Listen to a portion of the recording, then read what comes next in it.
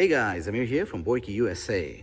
Wanted to address a very common problem that people often call me about is the heater defrost line on a Suzuki Carry trucks that gets bent and they're not able to use their defrost.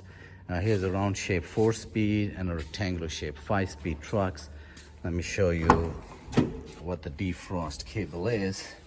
Here's the issue. This truck doesn't have a problem. Let me know in the comments if you want me to show you how to change that problem if it does occur in another video on one of the trucks that does have a problem.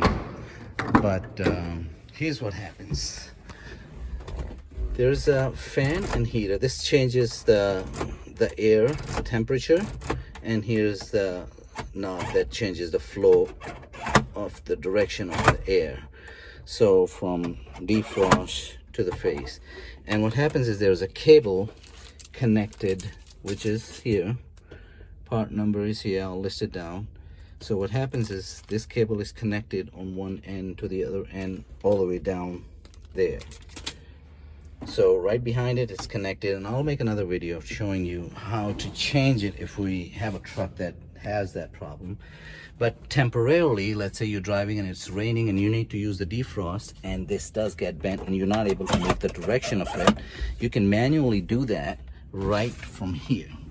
And here's the knob that does it. Just grab this thing, and as I move this, you would see it that it moves the whole thing from that direction. You can see it right there. As I pull that down and up, it changes the direction over there. But let me know in the comments if you want me to change it and make a video of that and show how to change that. But very common problem and can be easily done manually. If you don't need to change that cable, you don't have to, but that will fix the problem temporarily as you go. If the video was helpful, give it a thumbs up and subscribe for more content. Thanks again for watching, and see you soon.